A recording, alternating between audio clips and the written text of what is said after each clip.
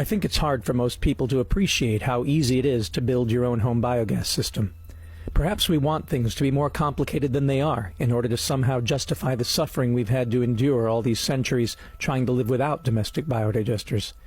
Or perhaps we've simply kept the simple engineering principles out of the hands of the right people, women and children particularly, people who would intuitively understand that the waste from our kitchens and bathrooms can complete the growth cycle and become soil and food and fuel once again, and would realize that all we are really building is a stomach with a mouth and a throat, an anus and a ureter.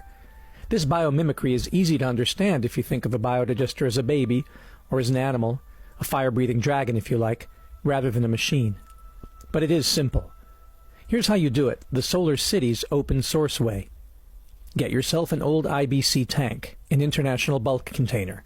You can find these used IBCs, these pallet-based 1,000-liter plastic shipping containers, literally all over the world. Take a 3-inch hole saw and drill 3 holes in the top of the tank as shown.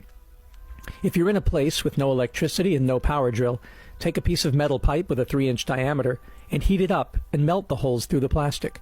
We did this in the Dominican Republic with a 3-inch metal sink strainer. 3 inches is 76 millimeters for those of you doing metric. This is the diameter of the outer flange of the 2-inch uniseals we use.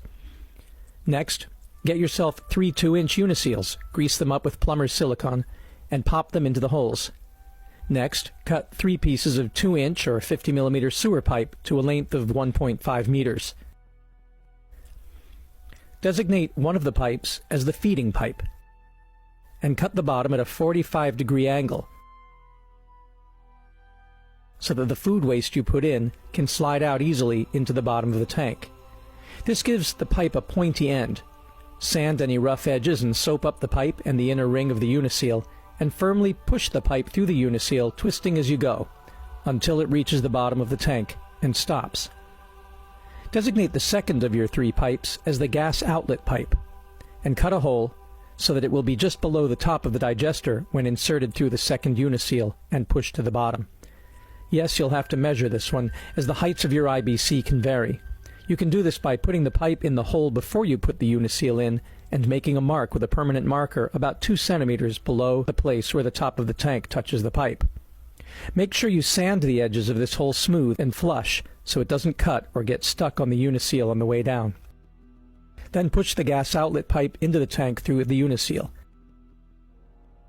We like to put the feeding pipe and the gas outlet pipe on the same side of the digester, as we find that this is where most of the food settles and most of the gas rises and collects. Designate the third of your 2-inch pipes, the slurry or effluent pipe, where the rich organic liquid fertilizer or compost tea will exit. We cut a hole in this last pipe. Make sure you also sand the edges of this hole smooth and flush so it doesn't cut or get stuck in the uniseal on the way down, so that when it's pushed down to the bottom through the uniseal, the hole will be somewhere near the middle of the tank. We do this because bioactive solids are being digested at the bottom of the tank, mostly carbs and protein, while lipids, oils, and fats will rise and be digested at the top of the tank, and we don't want to remove feedstock that is still energy-rich. By placing the outflow pipe on the opposite side of the tank, diagonally across from the feeding pipe, we maximize the hydraulic retention time of the feeding material, that is, the time it spends being digested in the tank, so we can win the maximum amount of energy from it. Since our digesters are a kind of plug-flow digester design, the food we push in one side of the tank is slowly shoved to the other side of the tank when new material is added. But the fertilizer we force out with each feeding has had the best opportunity to get digested, and because we draw it from the middle of the far end of the tank, it comes out as a liquid that is nitrogen and nutrient-rich, but doesn't clog pipes. The sludge can stay in for years and years, and only rarely needs to be pumped out to make a solid compost. With these 3 pipes in place, you're basically done with the digester. The rest is plumbing. First, we want to take care of the gas outlet pipe. The 2-inch pipe sticking up above the digester ensures that the gas outlet is well above the water line and is wide enough that manure or other solids you may have put in to inoculate your digester don't clog the pipe and stop the gas from coming out. At the top of this pipe, we put a 2-inch to 1/2-inch PVC reducer, a 1/2-inch PVC ball valve, an elbow, and a 1/2-inch barbed hose connector. We don't glue these on in case we ever need to remove them to clear any possible clogs should they arise. For the fertilizer outlet pipe, we first cut off about 5 centimeters at the top, and then attach a 2-inch T, a piece of 2-inch pipe, a 2-inch elbow, and a drain pipe leading to the fertilizer bucket. Every time you add ground-up food waste and water to the system from the feeding end, an equivalent amount of bioslurry will be forced out, because the 90-degree part of the T is lower than the feeding pipe. So whenever it's filled, the fertilizer pipe will overspill and drain into the bucket. The open sky-facing part of the T ensures there will be no vapor lock. Otherwise, you'll get a siphoning effect, such as we experienced when we built one with an elbow instead of a T in Swaziland. A siphon will drain your tank in no time, but with a T, the system automatically regulates. The fertilizer that results is perfect for hydroponic and aeroponic gardens, diluted with gray water 10:1. You should never have to buy fertilizer again. Finally, we put a funnel onto the feeding pipe where ground-up kitchen scraps, old banana peels and plate scrapings and whatnot, are poured. Unlike most compost piles, there is no food waste that you can't put in. Fruit and vegetable rinds, cooked food, meat and grease, you name it. You just have to grind or mash it up and mix with water. Dirty or soapy water is fine, so that it will fit down the pipe without clogging. In the Dominican Republic, we used 5-gallon water jugs cut in half as our funnels. If you build your digester lower than your sink and install a food grinder, hook up the outlet of the grinder directly to the feeding pipe. Just don't forget to have a pipe or hose attached to a T to prevent a vacuum lock. Of course, this digester doesn't store gas, so for that, you'll need some other form of storage. We tend to use PVC balloons or bladders, basically plastic bags, connected to the tank with clear plastic tubing. They work just fine.